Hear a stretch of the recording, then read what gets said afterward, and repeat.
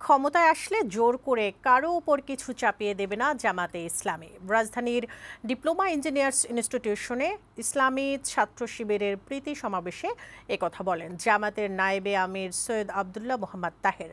তিনি বলেন, জামাতে ইসলাম সম্পর্কে মানুষের মধ্যে এখন ইতিবাচক ধারণা তৈরি হয়েছে। আগে যারা ঘৃণা করত তারাই আজ সমর্থন জানাচ্ছে। জামাত ক্ষমতায় আসলে দেশে লুটপাট, চুরি, ডাকাতি বন্ধ হবে।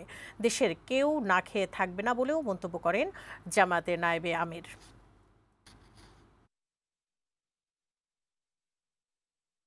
কোনো রাহাজানি হবে না, লুটপাট হবে না, চুরি হবে না, ডাকাতি হবে না। ব্যক্তিত্ব এবং অধিকারের এক মহাশৈলাব শান্তির ফুলকু দ্বারা প্রবাহিত হবে। সেই নতুন বাংলাদেশ আমরাই গড়ব ইনশাআল্লাহ।